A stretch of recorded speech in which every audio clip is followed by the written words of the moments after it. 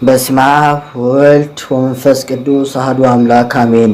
ገድለ አቡነ ገብረ መንፈስ ቅዱስ ክፍል 6 ምዕራፍ 24። እግዚአብሔር አቡነ ገብረ መንፈስ ቅዱስን ወደ ዓለም ላከው። በሀገሩ ሁሉ ቋንቋ እንዲናገር አደረገው። የተመረጡ በየተራራው በየዋሻው በየፍርኩታው ወደሚኖሩ መነኮሳት ሄዶ እንዲጎበኛቸው አዘዘ። እንደ ሰው ሳይሆን እንደ መላእክት ነበር እንጂ። በደጃፍ የሚገባ አይደለም፣ በቤቱ ጎን ይገባል እንጂ። በጣራም ይገባል።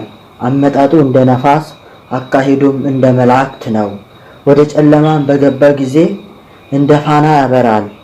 ግን የሚያበራ እሱ አይደለም፣ በላዩ ላይ ያደረበት ጸጋ ነው እንጂ። አባታችን እንደወደደ ይኖራል፣ ወደ ወደደውም ይሄዳል። የእግዚአብሔር ማደሪያ ነውና። አባታችን ኑሮው እንደ መላእክት ነው። የዚህን ዓለም ገንዘብ ለማከማቸት አልፈለገም። የእግዚአብሔርን ሕግ በመጠበቅ ከዚህ ዓለም ምን የፈለገው ነገር አልነበረም። ልብስን የለበሰ አይደለም፣ ሐርም የፍየል ሌጦም ቢሆን ዓለምን ተወ፣ በውስጧ ያለውንም ሁሉ ናቀ እንጂ። የሚበላው ምግብ አልፈለገም፣ ፍሬው የሚጣፍጥ ዛፍንም አልቀመሰም።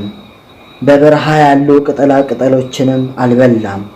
ውሃን ሊጠጣ አልወደደም፣ የሚይዘው በትርንም አላበጀም። ሲቆምም ቢሆን ከዛፍ በታች አይጠለልም ነበር። ለወገቡ መጠጊያን አላበጀም። እጁን ዘርግቶ እንደማይዛባ አምድ ይቆም ነበር እንጂ። እንደ እንጨት ምሰሶ አይደለም፣ በመጥረቢያ በድጅኖ እንደማይበገር እንደ ጽኑ ዓለት ደንጊያ ነው እንጂ። የነፋስ ኃይልን የማያናውጠው የቆላውን ፀሐይ ሙቀት የደጋውን የብርድ ቅዝቃዜ እንደማይፈራ የበጋውን ዋዕይም ቢሆን የክረምቱን ዝናብም ቢሆን የፀሐይ ሐሩር እንደማይበግረው እንደማይነቅስ በመጥረቢያ በድጅኖ እንደማይሰበር እንደ ብረት ምሰሶ ነው። በማነቃነቅ በእውነት የማይዛባ ምሰሶ ነው። ብሩህ የሆነ የጳዚዮን ደንጊያ፣ የሰንፔር ደንጊያ፣ የመረግድ ደንጊያ ነው። ስለ ቀጥተኛ ጽድቁ ደስ ስለሚያሰኘው ደምግባቱ፣ ስለ ጸሎቱም ለሚቀበለው ፍጹም ዋጋ አለው። ለሚመለከተውም ጥቅም የሚሰጥ ነው።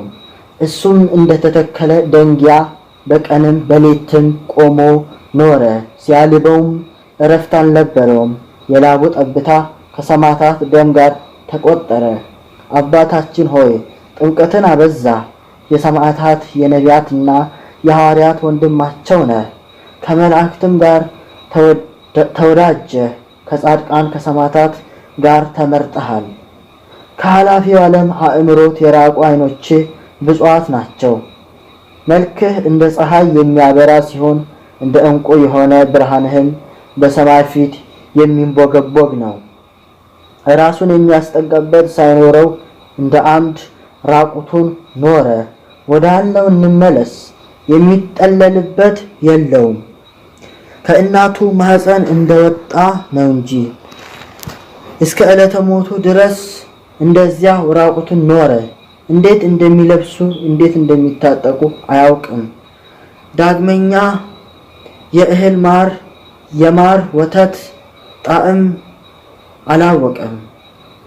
ባህታውያን ከሚመገቡት በበረሃ ከሚገኘው የቅጠላ ቅጠል የአትክልት የዛፍ ፍሬ ጣዕምን እንኳን አልቀመሰም።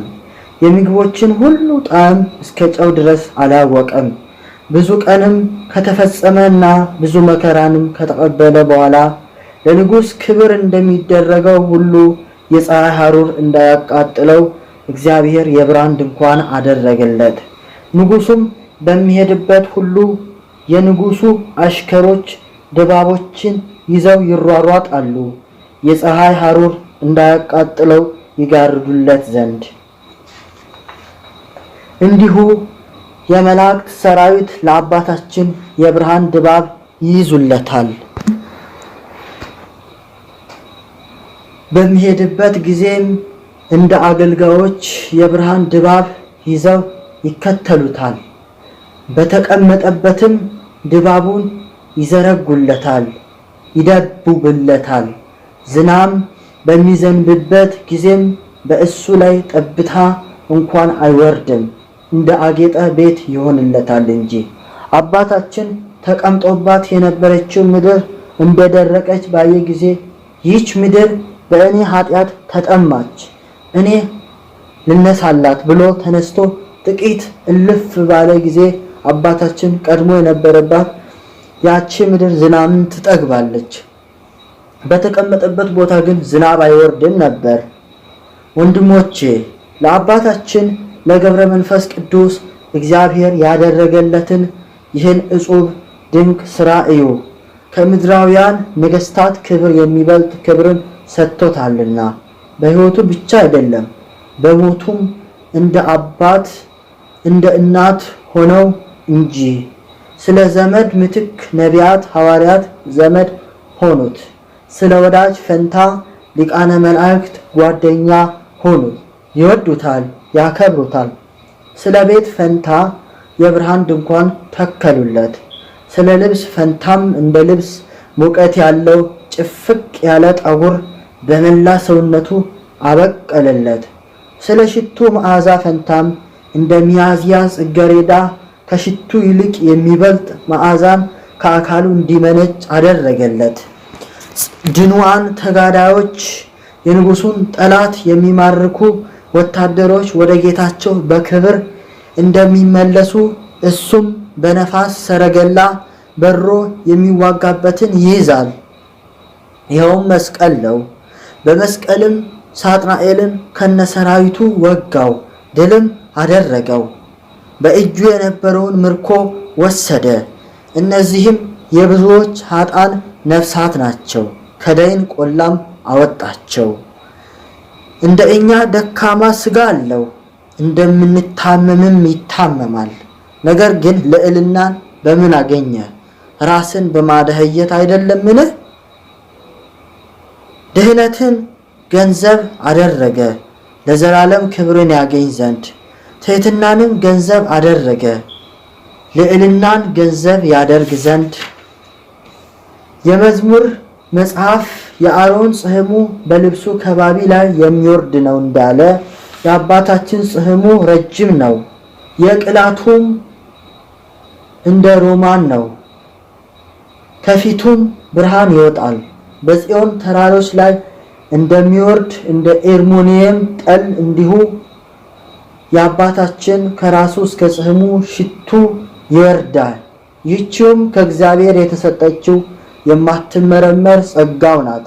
መዓዛው ምስክ እንደሚባል ሽቶ ይሸታል። መምጣቱም ከሩቅ ይታወቃል፣ ሳያዩት ያውቁታል።